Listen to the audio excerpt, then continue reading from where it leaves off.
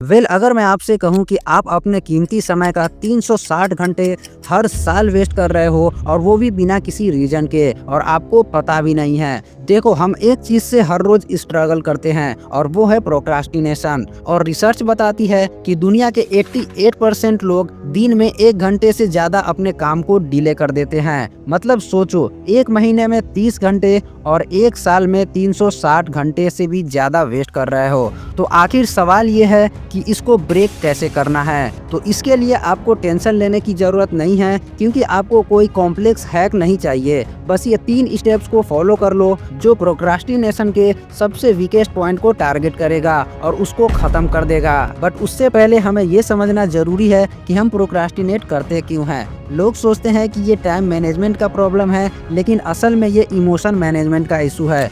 जब भी कोई टास्क हमें बोरिंग लगता है तो हमारा ब्रेन उसे शॉर्ट टर्म मूड प्रोटेक्ट करने के लिए पुश करता है और हम इंस्टेंटली वो चूज करते हैं जो अच्छा फील कराए, जैसे रील्स या शॉर्ट्स स्क्रॉल करना। इस मूवमेंट पे लगता है कि अब रिलीफ मिल गया, बट अंदर ही अंदर स्ट्रेस और गिल्ट बढ़ जाता है और फिर वही गिल्ट और ज्यादा प्रोक्रास्टिनेशन क्रिएट करता है और आप एक एंडलेस लूप में फंस जाते हो। आई होप अब आपको क्लियर हो गया होगा कि हम प्रोक्रास्टिनेट क्यों करते हैं।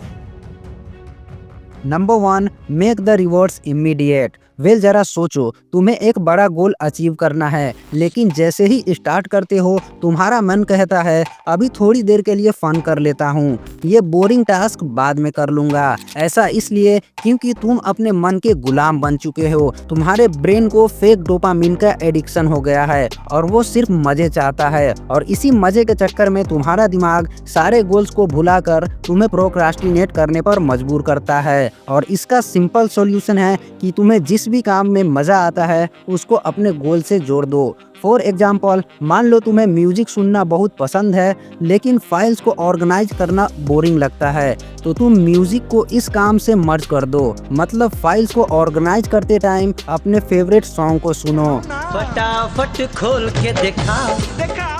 वैसे ही अगर तुम्हें दोस्तों से बात करना पसंद है तो तुम एक गोल सेट करो कि मैं इस काम को कंप्लीट करने के बाद अपने दोस्त के मैसेज का रिप्लाई दूंगा, जिससे तुम्हारा ब्रेन चूतिया बन जाएगा। Number 2, the 2 minute rule. कभी कभी हमें हमारा टास्क इतना ज्यादा भारी लगने लगता है कि हम स्टार्ट ही नहीं करते, और यही ओवरवेम हमारे प्रोक्रास्टिनेशन का सबसे बड़ा ट्रिगर होता है। देखो, किसी भी टास्क को करने के लिए सबसे मुश्किल काम होता है स्टार्ट करना। इसीलिए अपने पहले स्टेप्स को इतना इजी बना लो कि आप उसे सिर्फ 2 मिनट में पूरा कर सको। फॉर एग्जाम्पल, अगर तुम्हें स्टडी करना है तो अपने काम को इजी बनाने के लिए तुम पहला टास्क रख सकते हो कि सिर्फ बुक का पेज खोलूंगा। ऐसे ही आप अपने किसी भी काम का एक क्लियर चेक बनाओ और उस काम को स्मॉल स्टेप्स में ब्रेक करो, और फिर इस 2 मिनट रूल को फॉलो करके नेचुरल फ्लो क्रिएट कर सकते हो। Number 3, address the emotional component.